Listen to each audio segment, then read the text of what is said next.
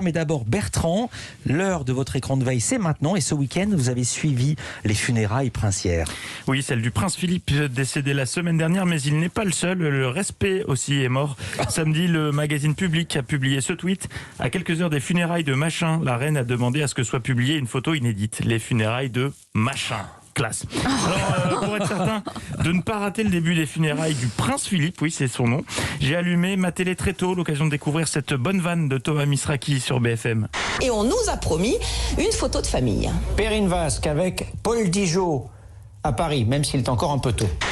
Non, Oh là là. on m'avait dit pas les noms de famille, Thomas, c'est pas cool. Oh le Dijon. Et toujours à propos de Dijon, l'un des invités de BFM nous a prouvé que commenter des funérailles, c'est long, très long. Donc on finit par meubler avec les infos dont on dispose. Eugénie qui s'est mariée à la chapelle Saint-Georges avec Jacques Brosbank qui a monté une société de tequila avec Georges Clooney. Eh ben, nous sommes ravis de l'apprendre. Sur TF1, c'est Gilles Boulot qui était sur le pont. Gilles qui ferait un très mauvais candidat au roi du silence. Voilà donc ce cercueil qui est en train très lentement, dans un silence absolu, d'être retiré de l'arrière de cette Land Rover. Silence absolu, sauf sur TF1 donc. Sur BFM, afin que le moment soit solennel, Aurélie Casse a demandé à ses invités de respecter le silence. On a vu le visage du prince Charles encore très ému. On va d'ailleurs se taire et essayer de vivre ce moment comme si on y était. Oui, parce que inévitablement, beaucoup de gens commencent à dire est-ce que c'est bien le futur roi? Mais elle vient de dire de se taire. Oui, mais elle n'avait pas dit Jacadi. Non, mais écoutez-là, vraiment, parfois le silence, c'est mieux que ça, par exemple.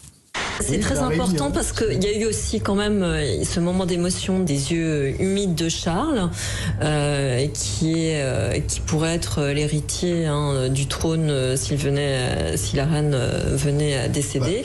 Alors, je veux pas porter la poisse ou paraître pessimiste, mais il y a de fortes chances pour que ça se produise un jour. Le plus tard possible, je souhaite, mais ça arrivera que la reine décède. Une fois toutes les anecdotes et fun facts épuisés, certains invités de BFM ont dégainé la carte du « Allez, on raconte n'importe quoi, on n'en sait strictement rien, mais ça permet d'éviter les silences ». Comme ici, Frédéric Mitterrand. Peut-être que Meghan est en train de bombarder Harry de petits messages en lui disant comment ça s'est passé, tu as été formidable, etc. Oui, ou peut-être pas, qui s'y lançait, franchement. J'en viens à l'un des moments attendus de cette journée, je parle bien sûr de celui-ci.